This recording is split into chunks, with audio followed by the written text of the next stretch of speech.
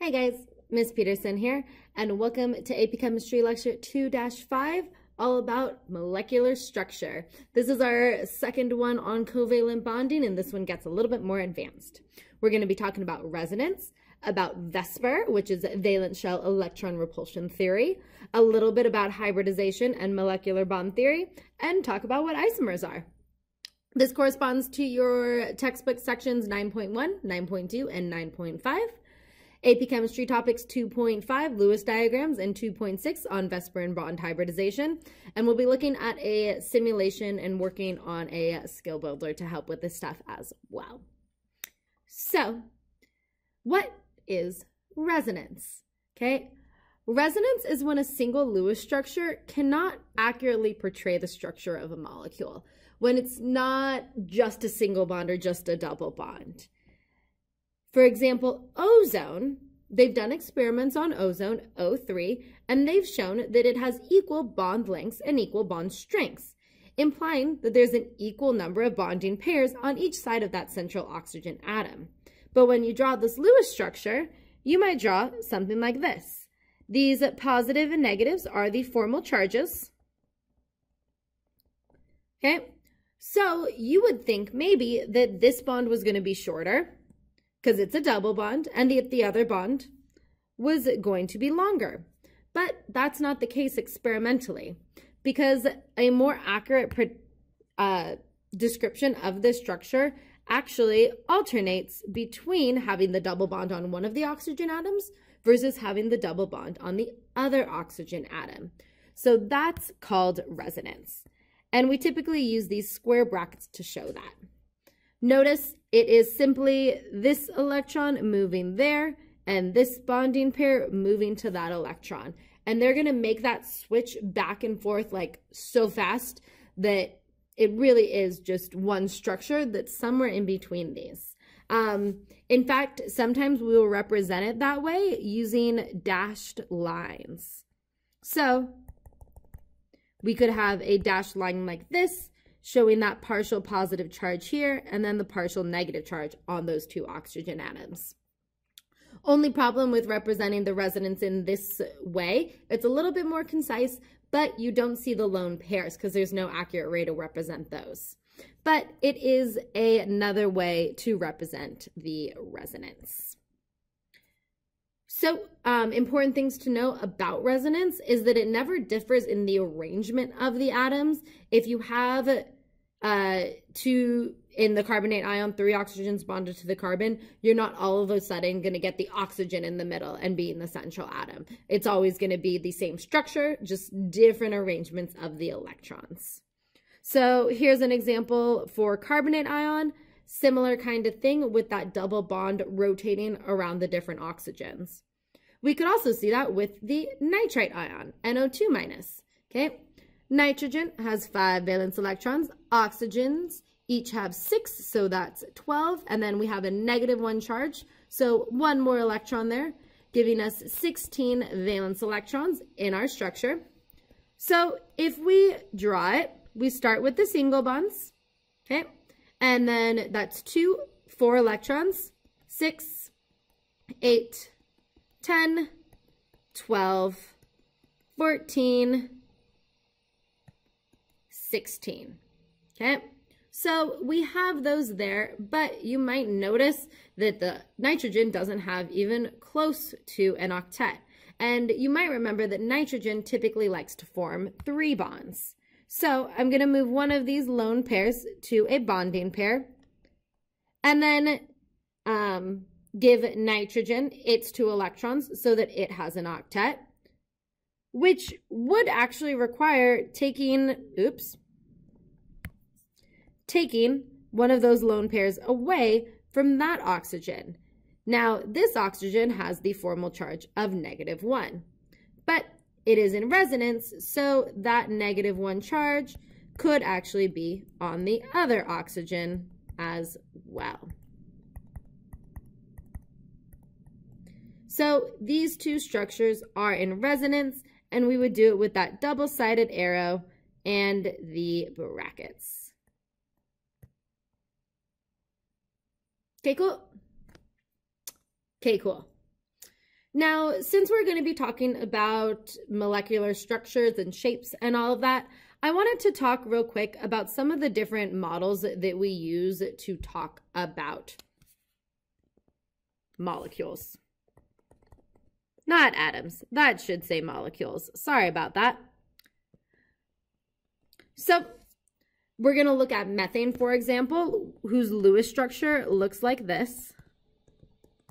The carbon singly bonded to the 4 hydrogen atoms.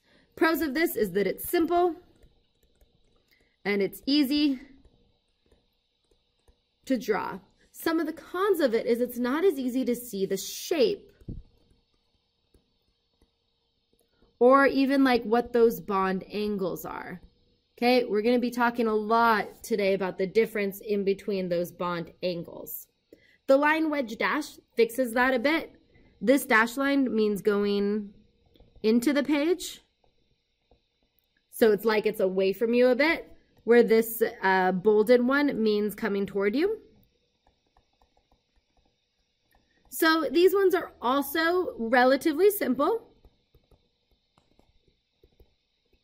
They do make an attempt to show the shape. Okay, not that easily, but they do kind of show the shape, but they're not that easy to draw. So you won't use them too often.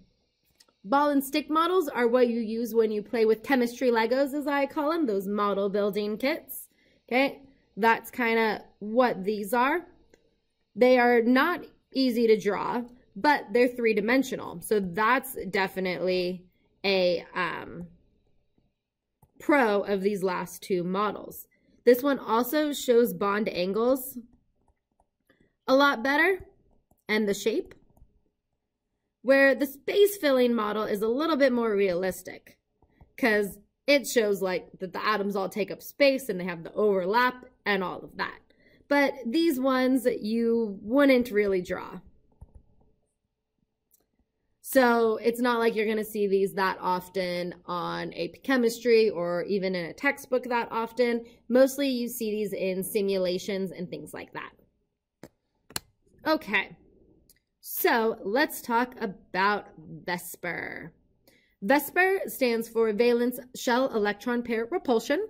And basically, VSPER is a model that we use to predict the shapes of molecules based on their Lewis structure. Okay? And whenever we're doing these shapes, you have to remember the idea that electrons repel each other. So they're going to do what they can to spread out as far as possible. And that's what creates all of these shapes. So let me explain how this chart works and how we predict the shape. Okay. This chart does have instructions on how to draw the electrons. Okay. But what it shows here is the number of bonding orbitals. Okay, so bonding, not bonding orbitals, bonding areas, okay, or areas of electron density. Okay, if you have a molecule like this that only has 2 bonds to it, we say it has 2, that's the word I was looking for, electron domains. Electron domains is the word that I am looking for here. Hello. Why will you not erase?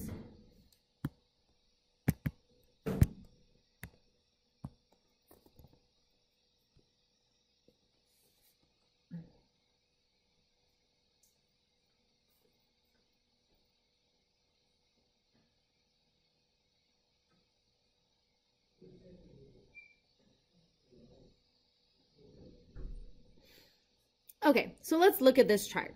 This is about VSPER and the shapes of molecules. Okay, what you have on the left side here is how many electron domains are around the central atom, the atom that you're trying to figure out the shape around. For example, 2, okay, this is 2 bonding domains. BP stands for bonding domains, or a bonded pair. Okay, so we have 2 bonds on the other side of it. They will repel each other completely and spread out on opposite sides of those atoms. Where if you have 3 electron domains, you have a couple options. Maybe all 3 of them are bonded. You have a central atom bonded to 3. We call that trigonal planar, okay? Where maybe you have two bonding and then one lone pair, okay? That's the lone pair. That molecule would have a shape of bent because that electron pair will push down those other two atoms, okay? If you have 4 electron pairs and they're all bonding, we call that tetrahedral, okay? Where if you have one lone pair, what's going to happen is you're going to have like, okay, things repel each other. So say I'm at like this trigonal planar one right here. I got an atom here, and then an atom on my feet.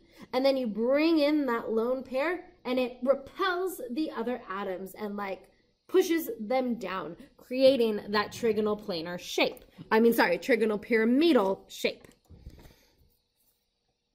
Okay? And if you have 2 lone pairs, then you end up being bent. This table also includes the bond angles. It is really important to know that tetrahedral is at that 109.5 angle, okay? Where trigonal planar is 120. It's like a triangle, okay?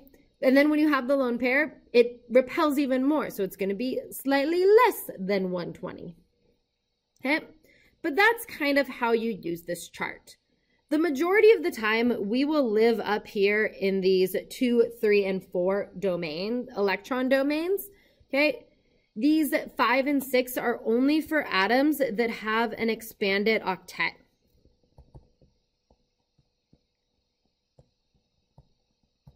So they're just not as common, okay? But you can see some of those shapes, like trigonal bipyramidal, if you have 5 electron domains, okay? You got 3 in a triangle, and then 1 up above and 1 below.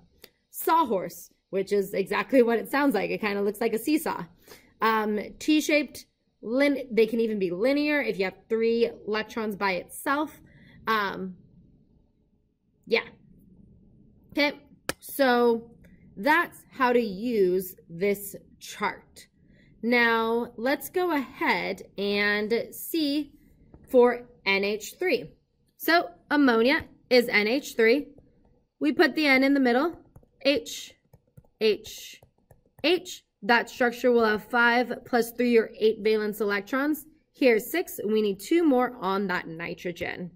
So if we're looking for the shape around this nitrogen, it has 3 bonding pairs and 1 lone pair.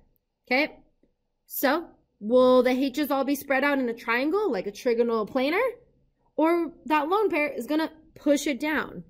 The hydrogen has 4 pairs around it and 1 lone pair. So it's going to be trigonal pyramidal. A triangle pyramid. Okay? Let's go ahead and try boron tetrafluoride, which is BF4 minus. Okay? Boron is in the middle, and then we have 4 fluorine atoms around it. Okay? Boron typically has 3 valence electrons. Okay, and then we know fluorine has 7, so 7 times 4 is 28. And then it has a -1 charge, so 1 more. That's that 4 bonds there. And hopefully you can see that it's just going to be those happy fluorines around that boron. Okay, so 4 bonding domains, and they are all bonded. That's going to be tetrahedral. Okay, just like you saw in the molecular shape simulation. Play with that PhET molecular shape simulation until you get this intuition for how these shapes work. Okay, now, like most things in chemistry, Vesper doesn't always work for predicting the shapes of molecules. Sometimes we have to talk about molecular bond theory, which is the theory that describes how bonds are formed from the overlap of atomic orbitals. This is that sigma and pi bond stuff that we talked about in the last lecture. But if we're getting a little bit more specific about it, what's going on here is hybridization, okay? So when those 2 orbitals overlap, whether it's 2 s orbitals, an s and a p, or 2 p orbitals, they are going to blend and create a new electron orbital. And we call that hybridization. Okay? Hybrid orbitals are the ones formed from the blending of orbitals in molecules. Okay? So if you are a linear molecule, okay, and you only have those two things, you're going to be sp hybridized. That means the two molecules S and P orbitals are interacting. An example of this would be molecules like CO2. Okay, we got the carbon in the middle with the two oxygens on either side of it, and it is a linear molecule formed from the hybridization of the s orbitals around the carbon and the oxygen atoms and their p orbitals. Okay, very similar to this picture here. Okay, if you are trigonoplanar, you are sp2 hybridized. Okay, that means you have 3 bonding pairs around you. An example of this would be BF3, which we drew in our last lecture, or something like CH2O, formaldehyde. Okay, I highly recommend looking at these structures so you can kind of see where those come from. If you are tetrahedral, like CH4, you have sp3 hybridization. Okay, and then for things that have 5, that's going to be things like phosphorus pentachloride. Okay, and then octahedral is pretty uncommon. You need 6 electron domains around that central atom. But an example we've seen of that is actually that coordinate compound that we talked about in our first lecture. Okay, but basically, if you have 2 bonding pairs, you have S and a P. 1, 2. 3 electron domains. Sorry, I'm using the words bonding pair and electron domains interchangeably, and I should not be. If you have 3 electron domains around that central atom, you're going to be sp2 hybridized. 1 s orbital, 2 p orbitals. Okay, 4, sp3. 5, you don't have 4 p orbitals. Okay, there's only 3 p orbitals, so you need that d orbital, etc., etc. Now, you do not need to be able to predict or you don't need to be able to know what hybridization actually is and the shapes of those hybrid orbitals. Basically, I would say just memorize this chart. Okay, memorize the number of electron domains and what hybridization that means. Okay, cool. Okay, cool. I don't like saying to just memorize things, but this is one of those things that I recommend you just memorize. 2 groups, linear, SP. 3 groups, trigonoplanar, SP2. 4 groups, tetrahedral, SP3. And you'll be good to go. Now, I would like to look at some examples of this where we can see the hybridization. One structure that you'll see a lot is benzene. Benzene's like a super special molecule. It is C6H6. And the scientist who figured out the structure of this was like, I think he won a Nobel Prize. I don't want to say that because I don't know for sure. But for a while, scientists were really confused about how this structures, because it actually has a ring structure where all of the carbon atoms are sp2 hybridized. They all have 3 bonding domains around it. So let me show you what I mean by that. So we have a carbon. We have 6 carbons in a structure. Okay, and they have alternating, they all have 1 hydrogen attached to them.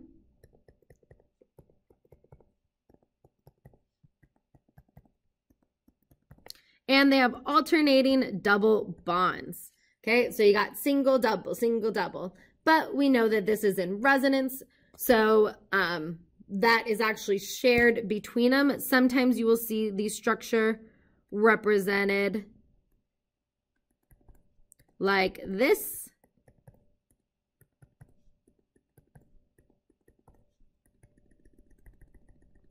Okay, that is a simplified structure in organic chemistry, which you don't need for this class, but every time there's an intersection of lines, that's a carbon atom. Because, you know, scientists are lazy. And if you take organic chemistry or you're an organic chemist, you have to write carbon all the time. So you just stopped writing the C and said, oh, that corner, that corner there, that's where the carbon is.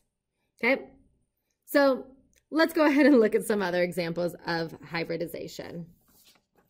So if we have the iodine ion, this is actually a pretty cool ion. Let me draw the structure for you here. Okay, it is I, and we know iodine has 7 valence electrons, and it's a negative charge, so it has 1 more. So we have 3 times 7, which is 21, plus 1, giving us 22 electrons that should be represented in our structure. So I'm going to start on my outer ones. 2, 4, 6, 8, 10, 12, 14, 16, and I still have a lot more electrons. Okay, 16, 18, 20, 22. Okay, iodine is in the 5th row of the periodic table, so it can have that expanded octet. If you do the formal charges on this, you will see the negative charge on that central iodine atom. Okay, right? So it has 7, those ones are 0. It has 6 and 8 around it. Yeah, that -1 charge. So what would its hybridization be? Well, that central ion has 1, 2, 3, 4, 5 bonding domains around it. So 5 hybrid orbitals. sp3d, 1 s, 3 p, and 1 d, giving you 5 of them. Okay. What about a common atom? H2O. H. Okay. This hydrogen atom has 1, 2, 3, 4 electron domains around it. So it is sp3 hybridized. Okay. XeF4. You guys can probably guess that this one's going to be one of those big obnoxious ones. Okay, so we'll fill in all the electrons on the fluorines. And then if we're thinking this out, okay, we have Xe. It normally has 8 4-fluorines, okay, got all their electrons represented, but this Xe is actually going to have 2 lone pairs on it. So it is an example of one with 1, 2, 3, 4, 5, 6 bonding domains around it. So its hybridization would be sp3d2. Okay. Just for fun, let's go ahead and figure out the shapes of these molecules. Okay. This Xe1 you can kind of picture in your head, because if all of the atoms spread out as far as they can, you're going to have the lone pair on top and bottom, and then the fluorines spread out in a plane. Okay. This one is actually called, okay, we got 6 electron domains. Square planar, okay, where all of these will be your fluorine ions, fluorine atoms, and the 2 lone pairs on the top and bottom. So this would be a square planar molecule. Water is bent, okay? It has 2 bonding domains and 2 lone pairs that push them away. And now the iodine, we have 5 electron domains, and 2 of them are bonding. So 5 electron pairs, and then 2 of them are bonding. So that's actually going to be a linear compound. Okay, cool. Okay, cool. Now, let's talk a little bit about where molecular orbital theory comes from and how that's represented. Okay, this we got into a tiny bit when we were talking about metals. Basically, if we have 2 atoms next to each other, okay, 2 atoms, they have some energy, okay, their electrons can either fall into a bonding orbital or an anti-bonding orbital. Anti-bonding orbitals are higher in energy, and they favor separated atoms. Okay, so in hydrogen, it forms H2 because its 2 electrons fall into that bonding orbital. Okay, you can see it with B2. Will B2 form a bond? Well, probably not, because it has 2 electrons in its bonding and 2 in its anti-bonding for its s orbitals. Oh, but then it has the 2p down there. So it probably could form a molecule.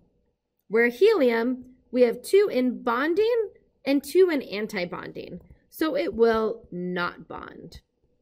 Okay? That's where this molecular orbital theory comes from. And we only need it when Vesper and things like that don't work. So you're not going to see it represented. It's a little bit beyond the scope of the AP Chemistry exam. But I think it's good for kind of figuring out how these things actually go together. Okay, last thing I want to talk about real quick is isomers. So isomers are compounds that have the same molecular formula, but a different arrangement of the atoms. Note, this is different than resonance, okay? This is not resonance. In resonance, it's only the electrons that are in different spots. In this one, the atoms are in different spots. And because they have a different arrangement, they have different properties. So if we look at these two, acetic acid and methyl formate, this is C2H4O2, both of them. But if we fill in the bonds, okay, filling them in based on honk 1, 2, 3, 4, okay, honk 1, 2, 3, 4. So that looks pretty good. There's 2 different structures here. One with the oxygen in the middle of the compound, and one with the oxygen on the end of the compound. Okay, and this is actually a lot of what you do in organic chemistry. There's no organic chemistry in AP chemistry, but these kinds of things are called like functional groups. Like this is an alcohol functional group, okay? So when you hear things like propanol or butanol, it has that OH group on the end. That likes, if there's a hydrogen around, it'll hop off and form some water molecules. Where this oxygen is likely to steal hydrogen atoms. So we can look at a couple examples of those. Here's an isomer of ethanol versus dimethyl ether. Okay, you can see that ol for the alcohol, okay, the OH in the end. And then anytime you see ether, there's probably an oxygen in between 2 carbon atoms. Organic chemistry is fun. It's not fun to take, but it's fun to learn about. It's a hard class. They call it the major switcher. Well, one of them, if you make it through Gen Chem. But you guys are in AP Chemistry, so Gen Chem is going to be a breeze for you. Okay, so there we have 2 other structures. This is C3H6O. So just showing you guys what isomers are. Let's go ahead and try one.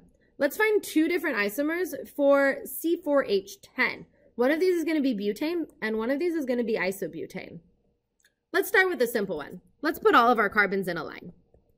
So we have 4 carbons, and then we'll start filling in our hydrogens. If we fill them in so that they all have 4, will that be the right amount? Let's see. 1, 2, 3, 4, 5, 6, 7, 8, 9, 10. Yes. Okay, let me draw those in.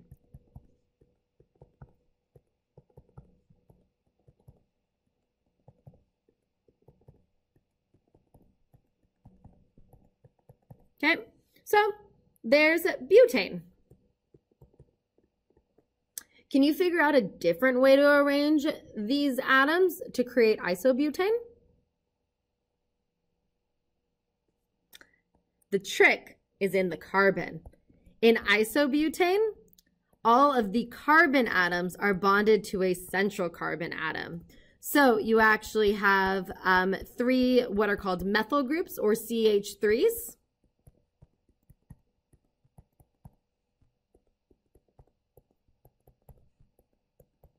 That's 9 hydrogens and then 1 on this center one.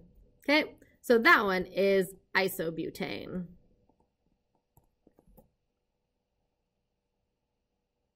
Okay, cool. Okay, cool.